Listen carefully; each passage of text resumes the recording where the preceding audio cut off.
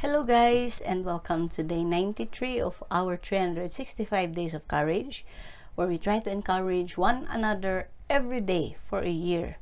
With God's words in the Bible, we look for those verses that assure us to fear nothing, to take courage, and not to be afraid. Our verse for today is taken from the book of Numbers, chapter 14, verse 9, and the same verse is also cited a few days ago, wherein it says here, "The Lord is with us and has defeated the gods who protected them. So don't be afraid." Now, guys, this is just one verse with the two "do not be afraid" words. Okay? Yung nauna was yung unang statement ni Caleb. Who is Caleb? Remember when they are now at the border of the promised land, and Moses sent 12 spies to go into the promised land, Canaan, to scout, diba? To observe kung kumusta ba itong lugar na to. They went around the area for 40 days and came back with two news. Dalawang klase ng balita ang dala nila. The 10 spies, they spread false news, saying, yung mga tao doon, they're giants, we're just like grasshoppers, huwag na nating pasukin ito. Whereas the other news is the real news brought by Caleb and Joshua, na kung saan sinasabi nila, kaya natin yung mga yan. Remember how good our God was in Egypt when we were coming out of Egypt, and in the wilderness coming up to here. Kaya natin yan. And this is the second statement of Caleb, na kung saan sinasabi niya, they may have gods in Canaan. The Amalekites, the Canaanites, mayroon silang mga gods. But our God defeated them. So, wag tayong matakot. The people, nagkagulo sila. Why? Because, syempre, pinaniwalaan nila yung 10 spies na yun na nagpakalat ng fake news, compared to the 2 spies, Caleb and Joshua. And so, there was riot, there was chaos. They want to go back to Egypt. They want to appoint a leader to bring them back to Egypt. And of course, nagalit si God sa kanila. What happened? The 10 spies were killed because God allowed a disease to come upon them. Those who complained also died. And as a punishment, ito na, sabi ng Panginoon, since napaka-rebellious ninyo, since walang hiya ninyo, walang utang na loob ninyo, ito ang gagawin ko. Hindi muna kayo makakapasok ngayon sa Canaan. You go back to the wilderness and stay there for 40 years. 1 year for each day that the spies spent in Canaan.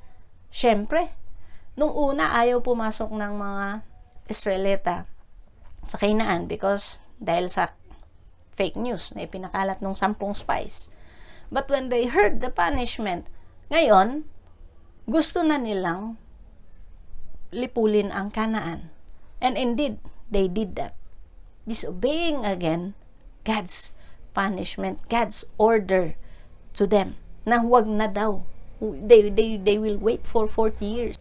Bakit naman napakahabang panahon ng paghihintay bago nila pasukin ang Canaan? Para daw yung mga henerasyon na lumabas sa Ehipto will not enter Canaan. Why? Because they did not trust God. And so, ibig sabihin, they will wait for the next generation para mamatay yung mga old generation. The new generation will arise, and that will be the generation na papasok sa Canaan. And syempre, yung mga tao, ayaw na nila to stay in the wilderness. So, ngayon, gusto na nilang pasukin ang Canaan. And they tried to attack Canaan, the Amalekites and the Canaanites.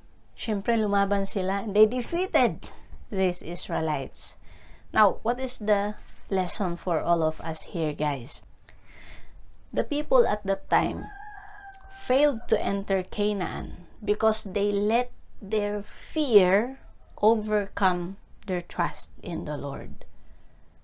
Again, hindi nakapasok yung mga Israelites nung time na yan into Canaan because mas pinaniwalaan nila yung takot nila kesa yung salita ng Diyos. And therefore, they were punished. Sige, kung ayaw nyo pumasok, di wag. Hindi kayo makakapasok for 40 years. Diba? That was long a time for punishment. But then, para maturuan sila ng leksyon. At para yung mga susunod na henerasyon will learn about the story, and so that the new generation will come to trust in God. So the lesson for all of us here is, let us not allow our fear to overcome our faith in God. Yes, we may fear na ganito mangyayari, but then, dapat mas malakas pa rin yung tiwala natin sa Panginoon, that He will pull us out of that distressful situation, that He will lead us to victory against yung ating mga problema na kinakalaban o kinakaharap. Let us not allow our fear to overcome our faith. Faith pa rin dapat. Trust in God pa rin dapat ang mas mabigat kaysa sa takot. It's normal to be afraid. That's normal because we are all humans. But then, hindi sana natin payagan na yung takot na yan ang mag-rule sa atin. And so guys, the Israelites learned their lesson the hard way. Nandun na sila right at the border, but they're not allowed to go in anymore because hinayaan nga nila na yung takot nila ang maghari sa kanila. It's not because the people are not worthy. It is because they lack faith in God. And so if ever you are undergoing some trouble right now, please do not allow that fear to control you. Dapat mas malakas pa rin sana yung paniniwala mo kay God, yung tiwala mo kay God, that He will bring you out of that situation. That you'll be able to conquer that particular enemy, that particular trial that you're facing right now. Put your trust in God, guys, and He will lead you to victory. Well, Caleb and Joshua were almost stoned by the people. Muntik-muntikan na silang patayin ng mga tao. But then God intervened. And so guys, don't be afraid. It's okay to feel your fear, but do not let it rule over your life. Alright guys? So that's the message for us today. And I hope guys nakakatulong tayo in a way na you are encouraged not to let all those fear defeat you. Alright? Okay guys, thank you once again for watching, and I hope you tune in tomorrow for day 94 of our 365 days of courage. Bye guys!